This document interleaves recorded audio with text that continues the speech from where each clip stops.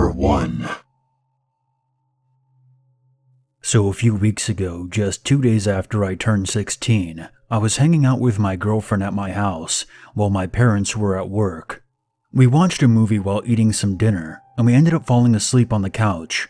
It was 7:30 when we both were awoken by a knock at the door. Being half asleep, I stumbled awkwardly to the door. Before we reached the door, there was another loud knock.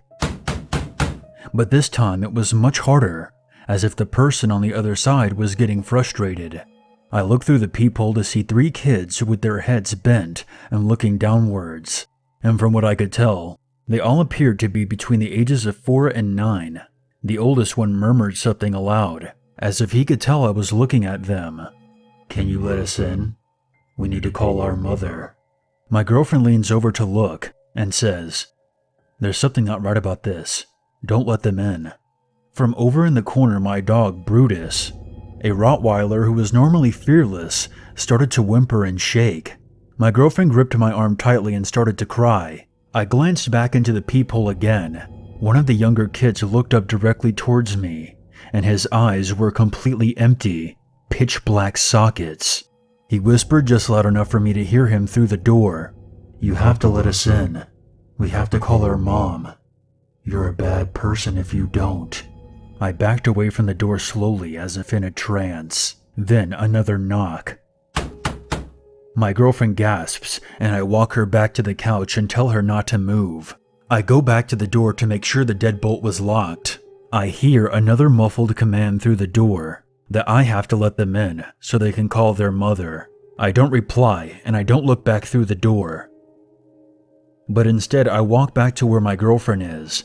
She was nervous and shaking, so I held her and took her into the kitchen, where there suddenly came a pounding on the back door, and we both freeze. The door to the backyard was a sliding glass door, so we could see right through it, and staring back at us was a young girl with eyes darker than the night sky. My girlfriend starts to freak out and immediately gets on her phone and dials 911. I grab her by the arm and drag her away from the sliding door and upstairs to my room. Once upstairs, I tell her to hide underneath my bed. I grab my dad's pistol from his room. I sprint back downstairs and stand directly in front of the sliding door, hoping the sight of the gun would scare her away. But my blood turned to ice water as I noticed the door was slightly ajar. I heard footsteps walking through my house. At the same moment, I heard the sirens. I make myself stand with my back against the corner until the cops burst down my front door.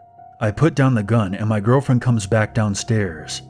The cops searched every inch of the house and yard, but never found any intruders, black-eyed children or otherwise.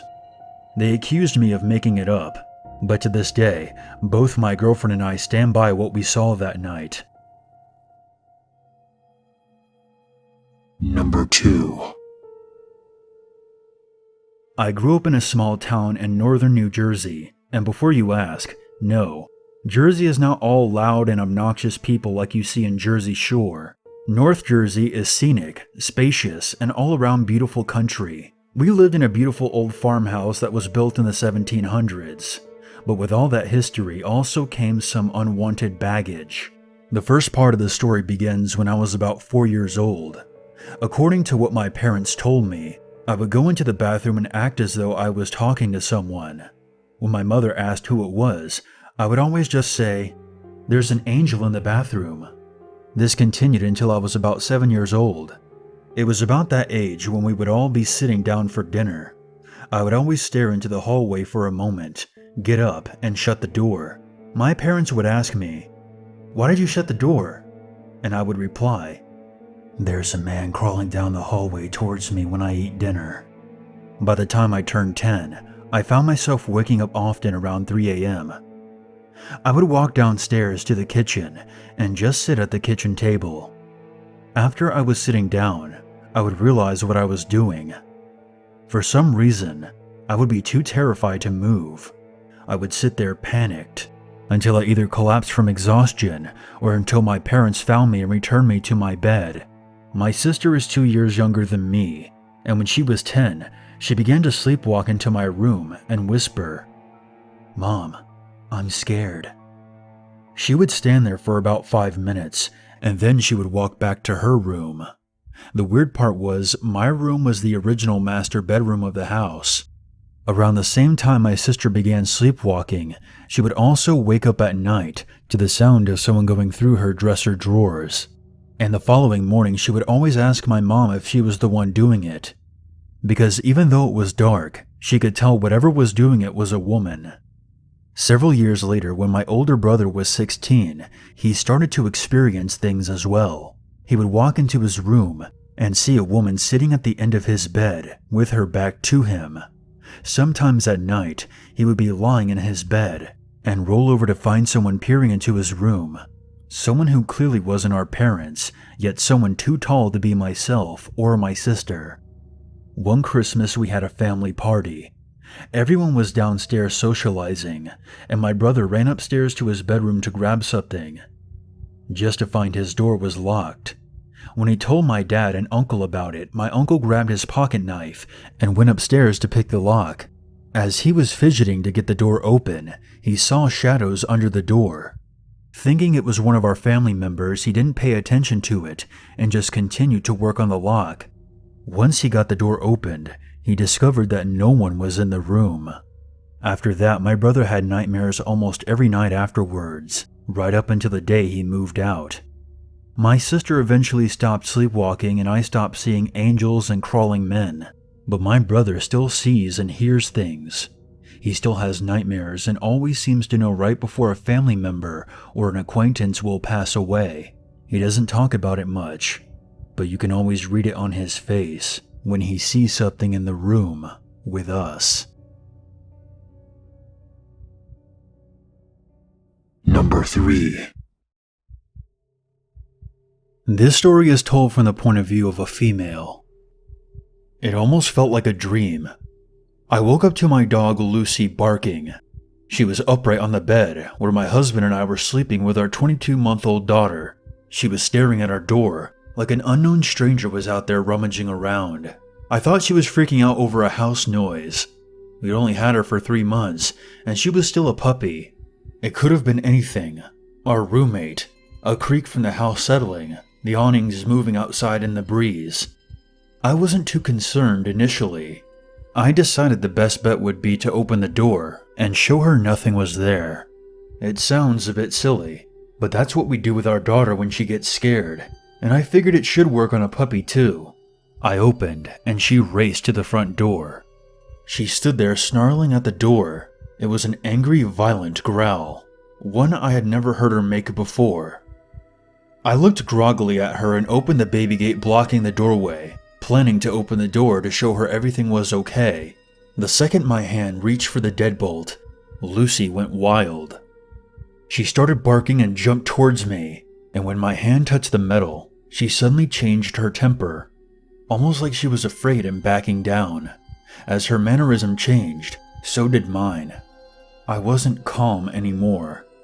My heart was racing and sinking at the same time. I'd been flooded with a mixture of fear and dread. I looked through the peephole. I can't explain why I looked, but I did. Outside were 2 kids. One was a smidgen shorter than the other, and didn't look much younger. I'm 21, and she looked to be about 16 or 17. She was slender and pale. Her hair was a light shade of honey blonde, and she wore it long, about mid-back, with long, thin, blunt bangs in the front that covered most of her eyes. She wore jeans, a light wash that's popular right now, and a thin-looking olive-colored pullover-style hoodie. She held the hand of a girl who looked to be about 3 or 4, in the same style jeans and buttoned-down ivory cardigan. The smaller one was looking at the ground shyly, but had the same style of hair, tied back in a ponytail. She held a stuffed toy under her free arm, and it was identical to the one my daughter has, as was her style of dress. Under normal circumstances, I probably would have asked these children to come in and given them some tea or hot chocolate to get them out of the bitter cold, but something about them seemed off. At this point, I hadn't made any noise. I hadn't shushed the dog or grumbled or anything. I hadn't turned on any lights. These kids had no indicators I was at the door. The older one spoke. She had a voice that was mature, confident, strong, and had no accent whatsoever. She had her head tilted downward, and I couldn't see her eyes. She said, "We have to use your phone." I stood frozen in fear. How did she know I was there? She raised her head to face me directly, and that's when I saw her eyes. There was a reason I couldn't see them through her bangs before. They were black, or midnight blue, or a very dark shade of purple. They were otherworldly. She then said, "Our mother is worried." As someone who has been interested in creepy stories, I knew what she was the second she looked at me through the door. I have never been one to believe in these things. As a staunch atheist and skeptic, when it comes to the paranormal, I had written off many a ghost story from friends and family members who were eager to tell their tales. I didn't believe it. Still, I couldn't rationalize my way out of this. I was standing with nothing but a thin wooden door between me and a black-eyed kid. There was no questioning what was right in front of me. I didn't answer her. Slowly and silently, I backed away from the door. Lucy was still cowering at my ankles. She kept talking. "Just let us use your phone." I took another step back, and with that step, the tone changed. At first, it seemed polite. When I took that second step back, she became commanding, almost hostile. "We're not going to hurt you. If you wanted to do that, we would have broken in. I'll ask again. May we come in and use your phone?" Lucy snarled at the door, and I inched backward. Though something inside me seemed to be slowly pulling me back towards the door, it wasn't a physical pulling so much as a subconscious need to go back and let them in. I ran back into my room, covered up the window, locked the door, and sat there in the dim light of the nightlight. I heard her call me back to the door once more, and then there was silence. I didn't go back to sleep that night, and I haven't slept right since. I know from reading about black-eyed kids that they can't come in without permission. I know they haven't hurt anyone, but I still fear I'll be the exception. When I told my husband, he said it was just a dream. He keeps telling me to forget it. But this lingering feeling of sadness, this dread when the house is silent at night, tells me otherwise.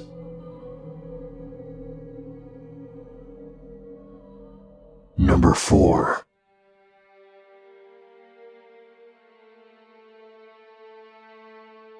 This occurred several years ago when I was 18. It was late at night, sometime around midnight, and being the nocturnal person I am, I decided to take my dog for a walk.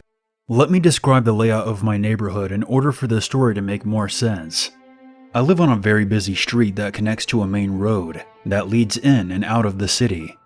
Adjacent to my neighborhood is a giant park with about 10 small dead-end side streets branching out from it. But as they receive almost no government funding, there were no streetlights lining their sidewalks. After exploring the park for about a half an hour, my dog, being the lazy blob she is, decided that she wanted to go home. So I walked up one of the small side streets, where I knew there was a small path that cut between two houses that led back to my street. We had taken this shortcut hundreds of times. However, this night there was something different. Something seemed off. After walking for a minute or so, I reached the end of the path, where the two houses were. As the only light source came from the moon, it was extremely hard to see anything. But something about the last house on the right caught my attention. Now, I don't scare easily. Being a 6-foot-tall male with a muscular physique and having that cocky arrogance of being invincible that comes with youth. But this house gave me the chills, to the point where I started shivering despite it being summer in Australia. The house was glowing dark red, and I don't mean it had red paint on the outside or someone had a red lava lamp on. I mean the entire inside of the house was illuminated in a shade of blood red. All of the curtains were drawn back, which gave me a look of the interior of the house, and I noticed every room had that same sinister shade of dark red. Now, this alone was cause for concern, but it wasn't what bothered me the most. Things got even more bizarre When I approached the house to get a better look at the inside, I noticed that this red light wasn't coming from any type of colored bulb. In fact, none of the electric lights in the house appeared to be on. Yet the mysterious light source was bright enough that I could make out every detail.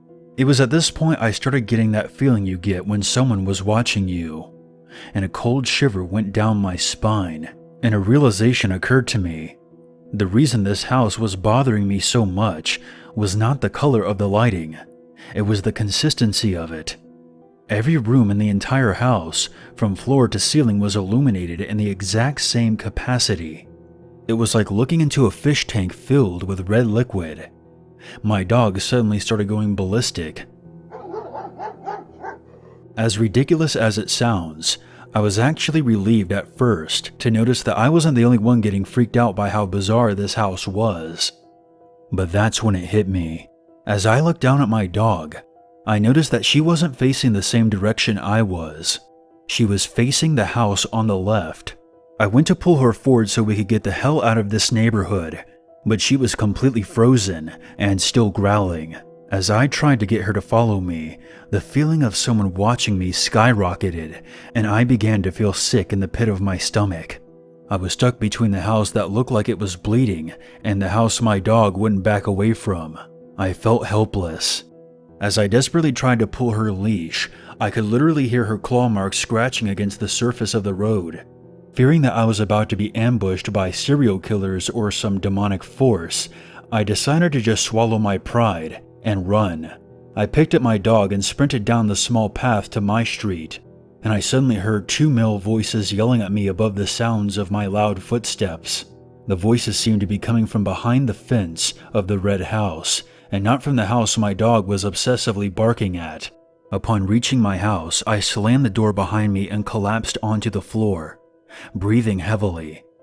My mother woke up. I told her that there was nothing wrong. I had just been on a run and forgotten what time it was, to which she just brushed off. But she still remembers that night, claiming that there was something off about me whenever she brings it up. Unfortunately, as she remembers this, I can't just fall into the comfort of choosing to remember it as a very vivid, fucked up nightmare.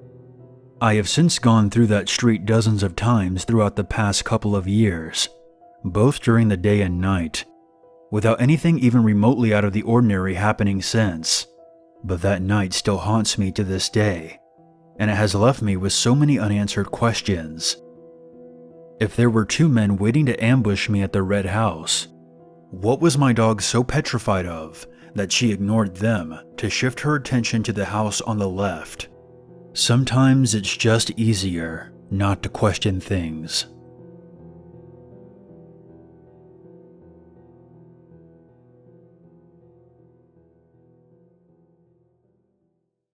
There's always a reason to be afraid.